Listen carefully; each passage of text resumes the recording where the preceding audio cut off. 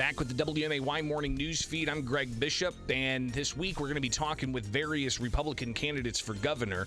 Hoping to set a time up with Jesse Sullivan on Wednesday. Already set a time up with State Senator Darren Bailey on Tuesday.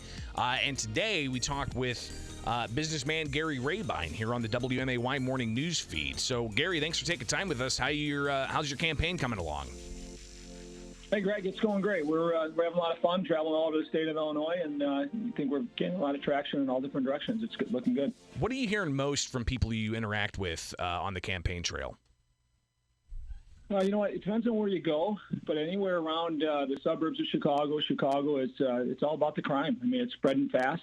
It's not just in the city of Chicago now. We're seeing crazy things going on outside the city, and it's going to spread across our whole state as long as we have ignorant laws in place that don't respect our communities. It's only going to get worse. So I think that's a big thing there. When you travel, further out across our state, even where I live, McHenry County, and then south, Randolph County, some of these counties that border other states, they're getting crushed by the competitive states' lower taxes, property taxes, sales tax, gas tax, and everything else.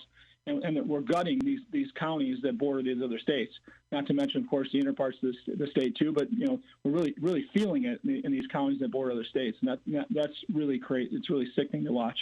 So a combination of crime, high taxes. Those are some of the things you're hearing about on the campaign trail across the state. What do you hear when it comes to the COVID-19 situation? And I think about what's going on in Chicago right now, making national headlines with vaccine mandates and police officers not wanting to comply with that, but it could cause some law enforcement coverage issues in Chicago. What are you hearing from people that you talk with when it comes to the current administration's handling of COVID-19? It's a disaster. I respect our police in a huge way. I couldn't have built what I built in my businesses here in Illinois without the public safety we've grown to expect. And it's getting worse, not better. They're already down. These police forces are already down 20 to 40, 50% in some cases, and now we're going to crush them with taking their freedoms away, and we're going to walk. I mean, what's it going to look like? It's going to be an ugly situation, and this governor has no vision for the future to see what he's doing to our communities. So when talking to these guys, they just want freedom. They want the freedom to say, yes or no to a vaccine, and we're not going to give it to them. So those with backbone, those that want freedom, are going to walk, and it's going to be a disaster.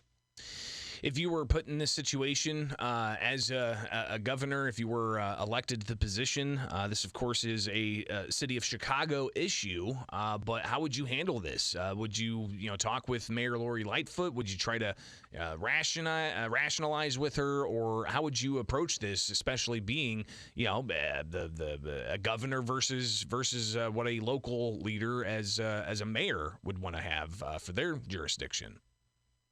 So, Greg, I've talked to governors across the country. I'm in the Republican Governors Association Executive Council for the last 5 years, so I'm able to talk to these other governors, and any of them that I respect say that this is your state as a governor. It's your responsibility. These deaths are on your hands. This isn't somebody else's responsibility.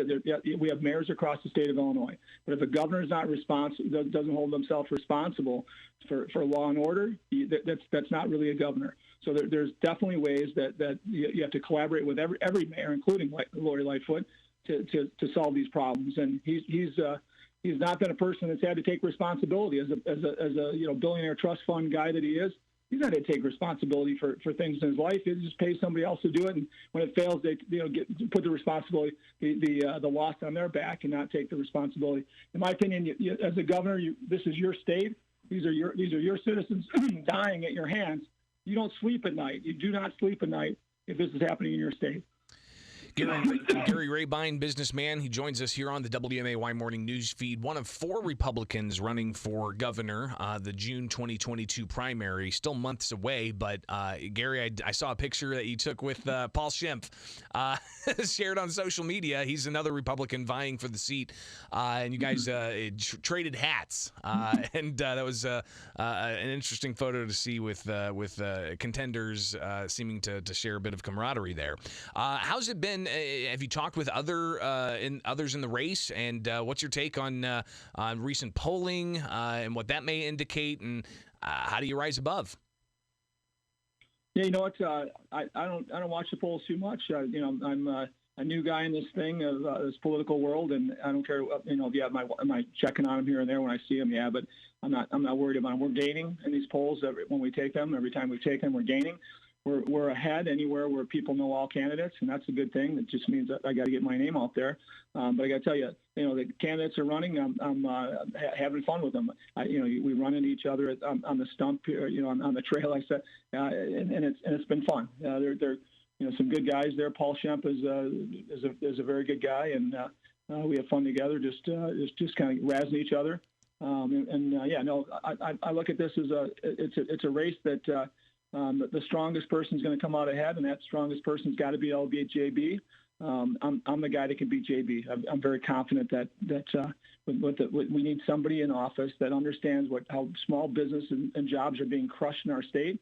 We need somebody that understands the tax situation. Our property taxes are killing people, killing people's values, and therefore people are handing the keys back to their houses and their commercial properties all over the state of Illinois right now. That's sickening. And then lastly, when we look at what we're doing when we're looking to crime and bad education, we've got a lot of work to do, and we need somebody that comes, I believe, an outsider that can't be bought. So my thing is common sense, can't be bought. That's who I am, and that's what we need. When do you think that a decision on lieutenant governor will be made? Will that be something that are you already considering that? Are you looking at potential running mates? And when do we hear about that in this race? Yeah, we have to be considering that, and we are looking right now. We've met with a few people that meet with a lot more. I'm going to find somebody on my team that's as strong. Is stronger than I am. I built businesses. As we build businesses, every business we have as a leader with a number two that's as strong or stronger. So I call the hit by bus theory. You get hit by a bus, you want somebody just as strong as yourself to be able to keep that ship, going the same direction as steady as possible afterwards, right? So as a governor, it's the same thing. When I look at governor's candidates, in some cases, I think people pick for the wrong reasons. It's got to be the content of somebody's character and their strength and leadership, and nothing else. Gary Rabine, he's a Republican running for governor. The June 2022 primary coming up soon. It'll be here sooner than we realize, with it already being mid-October here. Gary, thanks for taking time with us here on the WMAY Morning News Feed, and we'll connect again soon, okay?